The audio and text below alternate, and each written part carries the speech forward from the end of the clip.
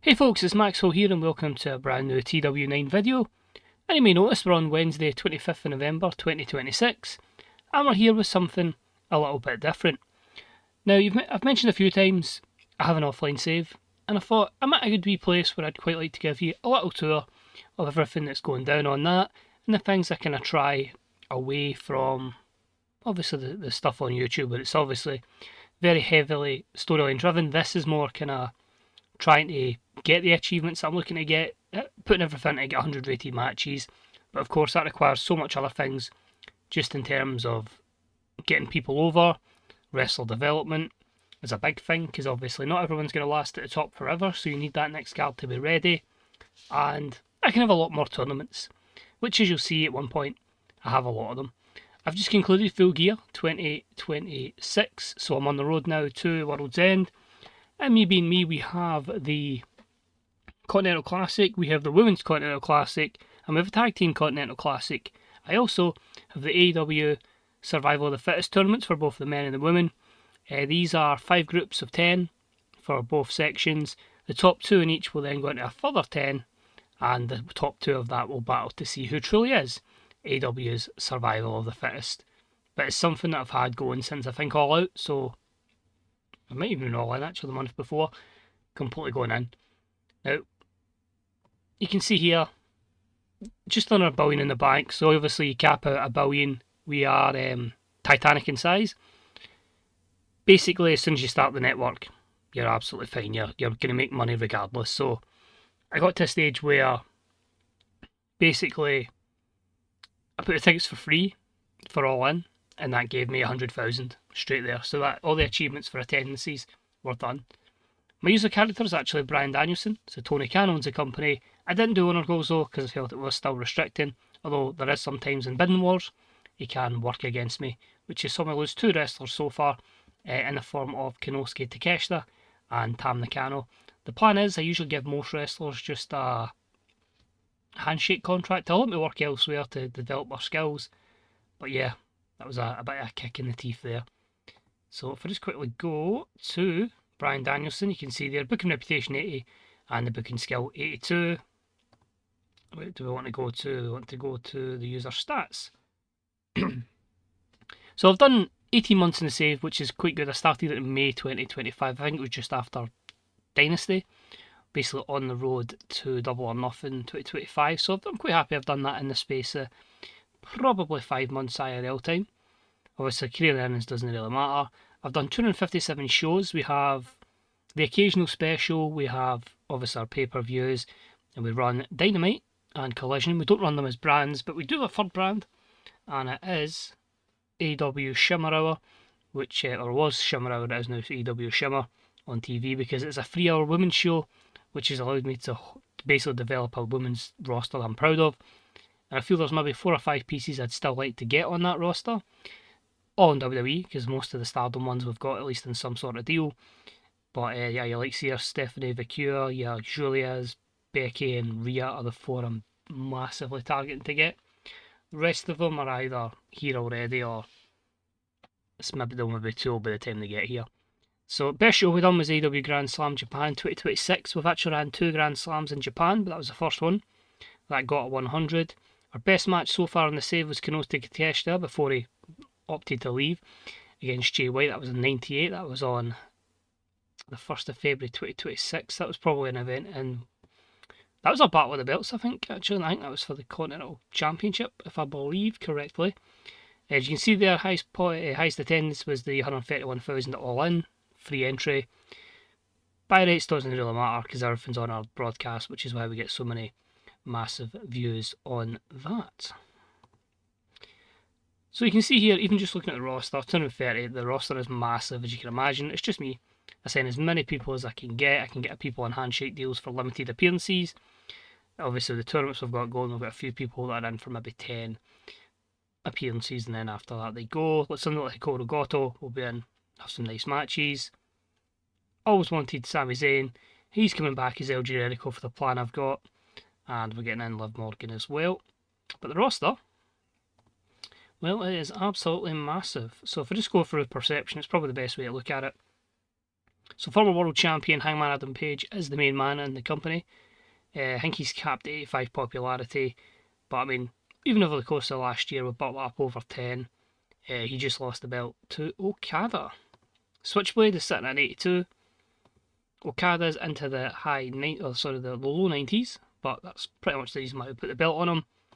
Kenny's capped at 87. I've got Mercedes up to 86. She's just been on a tear in the women's division, former women's champion, and now one half of the AEW Women's World Tag Champs with Davina Rose. In popularity for the rest of the top stars, MJF at 88, Roman 82. WWE weren't going to extend him. He had a lot of popularity that I would like to take away from him. So yeah, he's been the guy putting people over. So kudos to him for doing that. In fact, one of the last people put over was Mark Briscoe. My next kind of section, I'll not go through all the popularities because obviously a lot to cover in, but I've got Darby, got Dax Harwood in here, Eddie Kingston, Gabe Kidd, Jamie Hayter, John Moxley, Chris Statlander, Kyle Fletcher, Ricochet, Swerve Strickland, and Will Ospreay. I'm worried that Will may be pop capped, so that might be something I need to look at, maybe putting on a bit of muscle in the future. But you can see here, I've got AJ in as a GM figure, I've got AJ Styles, who's only on a handshake, as you'll be able to see here. WWE let him go, so yeah, handshake till he wants to retire. Apart from that, you get likes of Bandito, B. Priestley's on a good run, Brody King, Bryan Danielson, the user character. I did get him over, but I feel like with his age, he's just someone I need to utilise to help get other people over, or other skills over anyway. Cash Wheeler with Cope in here, Daniel Garcia, Davina Rose, Don Callis, Kid Generico, Elena Black, Gianna Daddio, Hook, Io Shirai, John Cena. Realism completely out the window with that one. Same with the two Usos, Julia Hart, Kevin Steen, Kyle O'Reilly, Mariah May, Mark Briscoe, the Young Bucks with Megan Bain in between. We've got Pac, Powerhouse Hobbs, Queen Aminata, Roddy, Samoa Joe, Scarlett Bordeaux, Suri, Tekla, Tony Storm, Walter, Ola Nightingale, Yuka, and Zack Sabre Jr., who's had a heroic rise here in the US. Thanks to a good little push in my tournaments. So I'm just going to go through as many of these as I can. Titles, we've got a lot of them. Admittedly, a lot are tournaments. So your Continental Champion is Daniel Garcia. He won it from Hook, who won it from Takeshita. Takeshita was obviously looking to leave, and actually put up a promise to, put Hook over. So, we've done that. As the only Continental Classic I've ran so far was won by Takeshita. Your International Champion, because this was obviously before the Unified was a thing, currently is in a 94-day reign from Ricochet after he won it from Darby Allin, who won it from Claudio, who's won it from Kenny. We took the AEW title, and I just made it the AEW Joshi title. I felt this was a good opportunity to try and get some of our Japanese women over on the women's brand, so having them having matches that were absolutely spectacular. So Takuma Iroha came over with that belt, and she had that title for 717 days before dropping it to Azumi, who's had it for 122. Obviously, we have no Survival of the Fittest, we have no Tag Team Classic champion as of yet. The TBS champion is Suri. She's just won it off of Queen Aminata on one of our big shows. And trying to see the 1st November. That would have been, was that a Super Show? AEW Shimmer 123. So that was one of our basically big Shimmer events, or one of our big women's events. I just took the Shimmer name for various women's pay-per-views. They're full-on pay-per-view. That's when she won it, and she retained it on a Shimmer Weekly. I think that was in Japan against Mayu Iwatani, who's just recently signed, and we have to get her over. But basically, with this one, I've had runs for Tony took it off Mercedes to finally get it off her. She had a short run to lose it to Willow, who had a great run and lost it to Tekla, who lost it to Io Shirai, who was happy to put over Elena Black, so that made sense. She wasn't getting great results, so I felt it was time to go away. Queen Aminata. In a TNT situation, well, since that in real life, was Adam Cole, who just dropped it obviously at the time to Dustin and then Kyle Fletcher. We just went Adam Cole, Ricochet. Good run for Bandito as well. And now it's with the Protostar, Kyle Fletcher. Women's World title. Well, this one, we had Toni Storm hold it right up until November. She dropped it to Mercedes. Mercedes then dropped it to Willow, and Willow dropped it on the 23rd of August at All In to Chris Statlander. Only 3 Women's World Tag Team Champions so far. That's been Statlander and Aminata, Megan Bain and the Goddess, which is Alexa Bliss, and now we have it with Mercedes Moné and Davina Rose. I just want them to elevate so many women's talents. That's why I'm just going to have them in a tag division, having those matches. My Trios Women's Champions, I've only had 3 champions as well. Athena, Billy Starks and Queen Aminata started that. They lost it to Diona Purrazzo, Chelsea Green and Thea Valkyrie, who then have lost it to Takuma Aroha, Yuka Sakazaki and Saya Kamitani. World Championship, not too much there actually. Obviously Hangman won it off of Mox, someone in real life, had a great run with Hangman. He lost it to Roman. He then beat Roman in a Texas death match to win it back. I feel like that's how you truly elevate Hangman to the next level. And he's only just dropped it to Kazuchika Okada. World Tag Team situation, well, 178 days we've had the belts on FTR. Admittedly, they've taken a back seat to the tournament we've had at the moment. But we had the Hurt Syndicate lose it to the Bucks lose it to Bullet Club Gold, and they lost it to Harwood and Wheeler. And the Trios, if I'm looking at the timeline, we would have started with Bullet Club Gold, I think, would have had it. I think. No, wait. No, it's wrong. Or is it? No, I think Bullet Club Gold would have had it. But anyway. Lots of combinations have had it. Don Callis' family have had it. The Dynasty had it. Bryan Danielson, Hook and Daniel Garcia had it. But at the moment, it's LFI. 1 title defence in nearly 100 days. Maybe shows where that division is at the moment. But Rush, Mortos and Realistico hold the belts at the moment. Size-wise, you can see how much we've grown over the space of a year. Pay-per-views are just absolutely smashing it. So that's how we are where we are. So that's been pretty good there. Our creative, Okada's the main man, followed by Roman, Kenny, Adam Page and MGF. Next big things is Julia Hart, Mariah May, Azumi, Sky Blue and Max the Impaler. My hot prospects are Julia Hart, Sky Blue, Azumi, Momo Wantabe and Mariah May. Talk the talk is MGF, John Cena, Roman, Adam Page and Jay White. My showstoppers are Mercedes, Okada, Omega, Page and Ospreay. My ring generals are Okada, Danielson, Iwatani, Omega and Jay White. Wave of momentum is with Ricochet, Nick Jackson, Daniel Garcia, Mercedes and Okada. Cena's the only one that's not.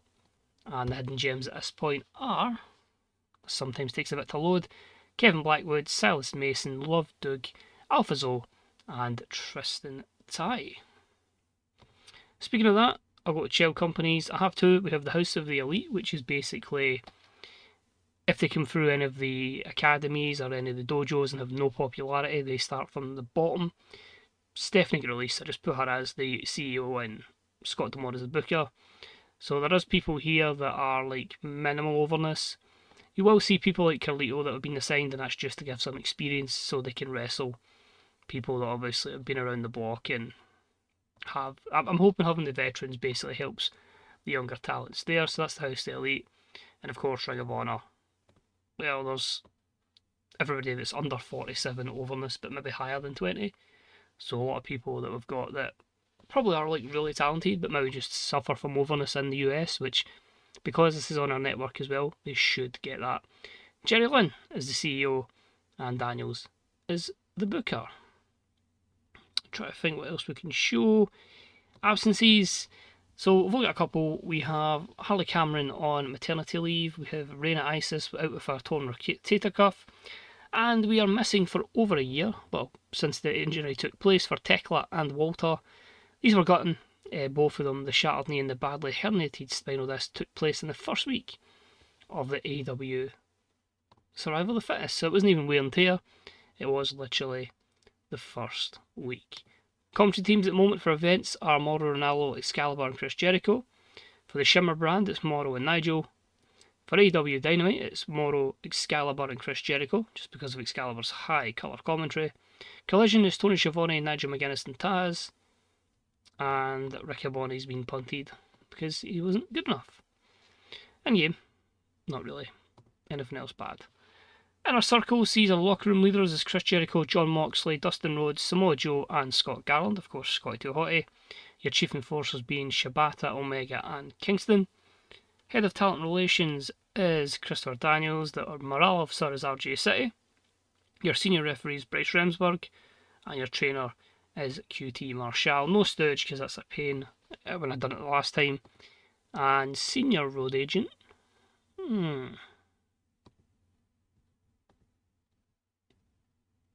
Who can we make as the proper senior road agent?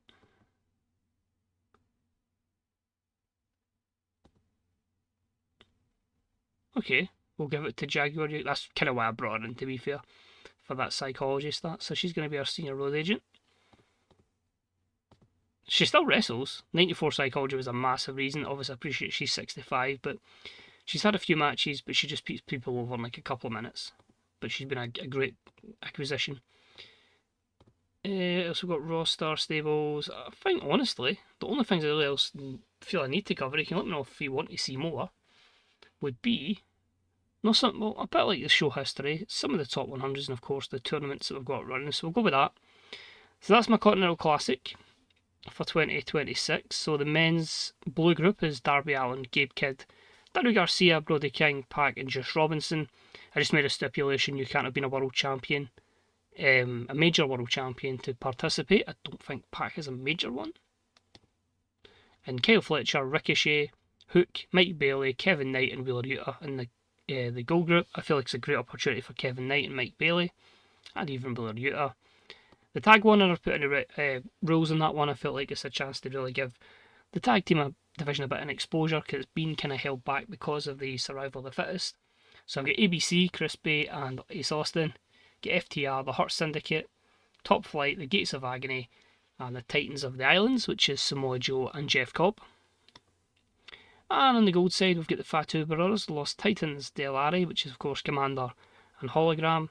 Then we get the Bucks, the Guns, Paragon, and the Work Horsemen. I still feel we need some work in that division. Women's division, for their Continental Classic, I just went with the rule: you can't have been AEW Women's World Champion before. I thought it was fair. So the blue group has Io Shirai, Bea Priestley, Megan Bayne, Athena Roxy, and Maya Iwatani.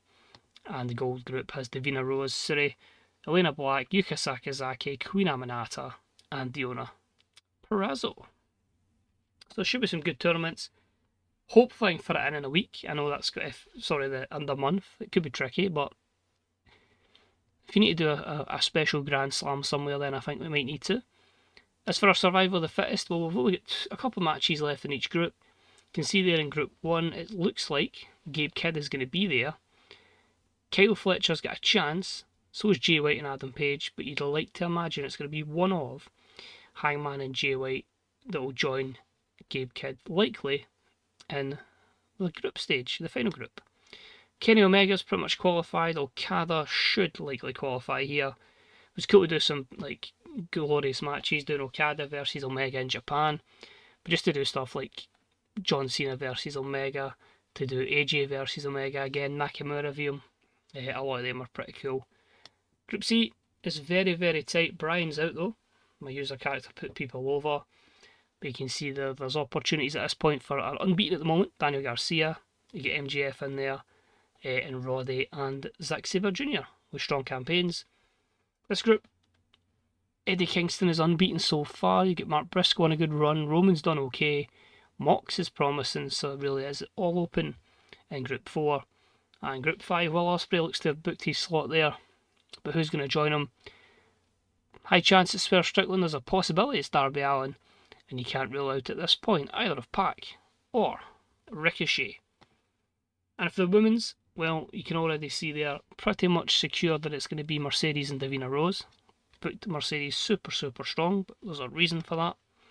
Jamie Hayter and Io Shirai look strong. Mina Shirakawa has put in a valiant effort, as has Hikaru Shida, who could possibly squeeze her way there. Mayu Iwatani was a late substitute. She was already eliminated before she participated. I can't remember who it was that injured, but we took them out. Oh, no, it wasn't her. I can't remember who it was, but she replaced them anyway.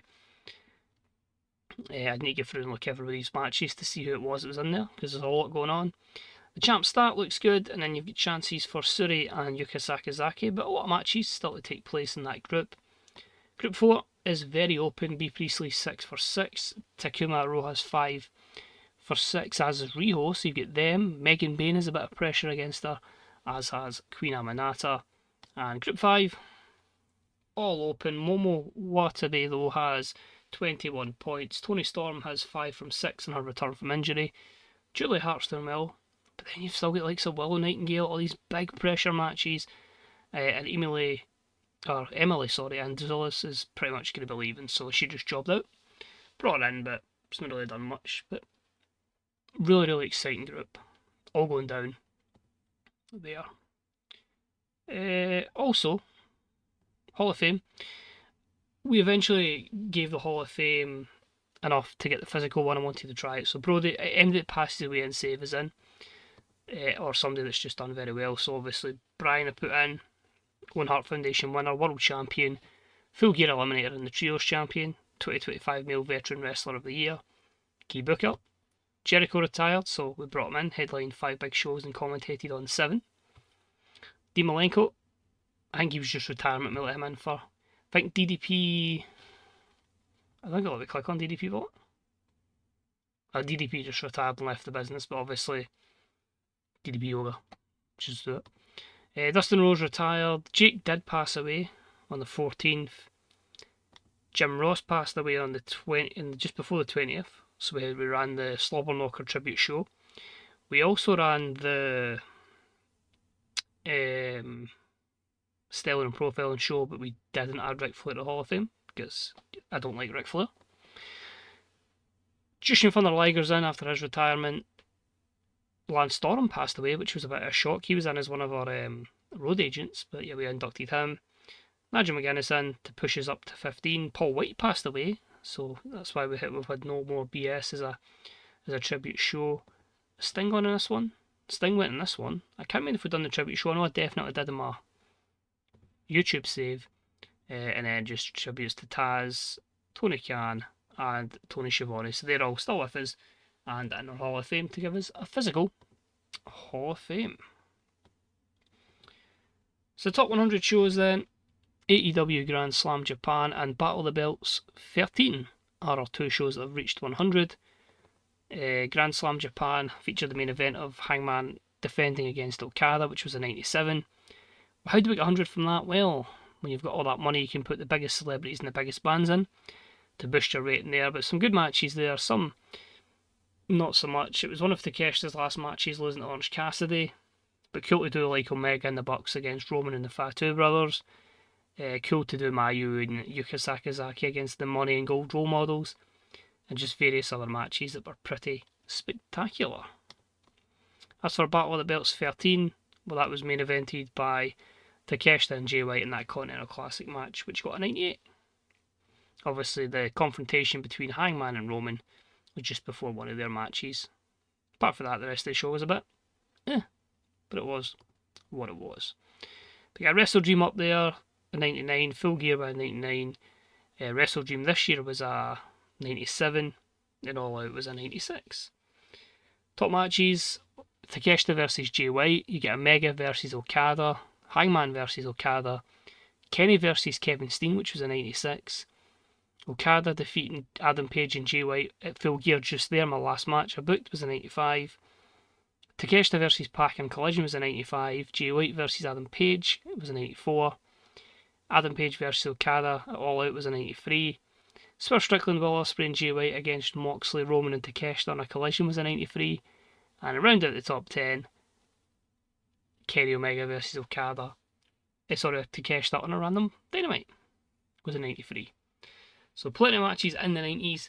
It's just making sure a lot of them align, starting to use Epic, Spectacle, and Once in a Lifetime a lot more. Try and get us places. You can see attendance wise, nothing overly spectacular. As I say, the free entry was why we got over 100,000 to take them. TV ratings are obviously through the roof just because of the network. And just to let you see, that is literally the last show booked, so that Okada winning the title from Hangman and Jay White in that triple threat. I had Eddie defeat John Moxley, Mark Briscoe against Roman was obviously in the survival of the fittest. Swerve just turned on Will Ospreay. Chris turned over, she defeated Tony Storm, who was just back from injury, and turned heel. Fatal 4-way FTR against the Bucks, the Guns, and Jet Speed. Gabe Kidd and Axel was in the tournament as well, and just other matches. MGF Bandito really surprised me with how good that was. And Brian putting Lee Moriarty over was pretty cool. Who, I've decided to team up with Kathy Kelly's his manager. Tried something a little bit different there. But as you can see there's the Grand Slam Japan in there. We've done a Battle of the Belts there, which was quite cool to get that. And then obviously I talked about we had styling and profiling. Went with Kenny and AJ for the main event. And the Slobber Knocker one we went with John Moxley versus Roman. So just trying a lot of cool things and seeing how things go. I've pretty much got World's End, and then I'll probably put a few specials in before I go back to Revolution, because I just basically have a one-off special and then it gets back to dormant and I bring them back. For example, if I click on, where are we? Grand Slam Japan, you can see I've done it twice already. That's my stomach deciding to rumble. Where's tribute shows? Is that further down? There you go. So, styling and profiling. I've done 3 of them so far. No more BS, Slobber Knocker, and styling and profiling. And your free shimmers as well. 121, 122, and 123. But they've been quite sporadic. That's been July 25, January 26, November 26. It's just when I feel there's a space in the calendar and a programme worth it.